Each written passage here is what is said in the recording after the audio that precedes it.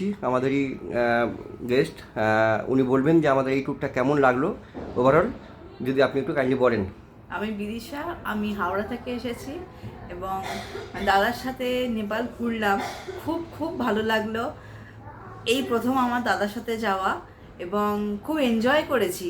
মানে এত সুন্দর সব কিছুর অ্যারেঞ্জমেন্ট, খাওয়া দাওয়া, ঘোরা, সব কিছুতে এত সুন্দর, মানে আমি অভিভূত।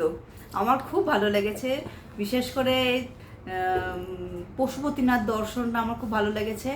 আর মুক্তিনাথ, ওই টপ বিষ্ণু টেম্পল যেটা, সেটা আমরা গেছি, কভার করতে পেরেছি 12,200 ফিট উঁচুতে।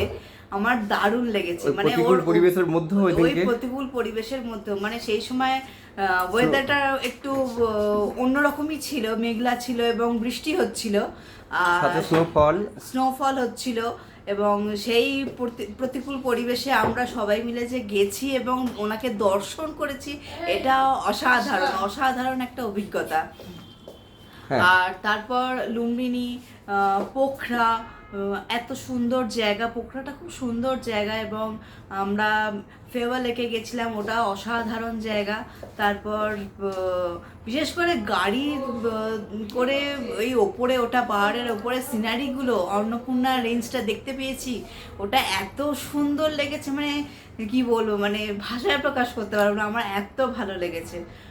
আর আমার মেয়ে ছোট, 6 বছর, এবং সেও যে আমাদের সাথে সমান তালে পা মিলিয়ে সব জায়গাগুলো দেখেছে। সেও গেছিল মুক্তিনাথে এবং খুব ভালো লেগেছে। তারও আসো বাবা, এদিকে আসো, তুমি আসো, তুমি একটু এদিকে আসো। তুমি কেমন ঘুরেছো আমাদের সাথে? ভালো, কিন্তু আমি মুক্তিনাথে আমি উঠেছি, তারপরে একটু থেকেই তারপর আমার ঠান্ডা লেগে গেছে বলে যাচ্ছি, আমার মা নিচে নামিয়ে দিয়েছিল। কিন্তু তুমি দেখে তো দর্শন তো করতে পেরেছো। হ্যাঁ, ভালো লেগেছে। তোমার ভালো লেগেছে তো? এই ট্যুরটা তোমার কেমন লেগেছে?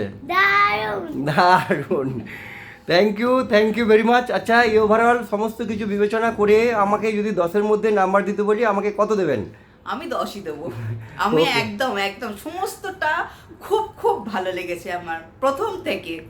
ওকে, থ্যাংক ইউ ভেরি মাচ।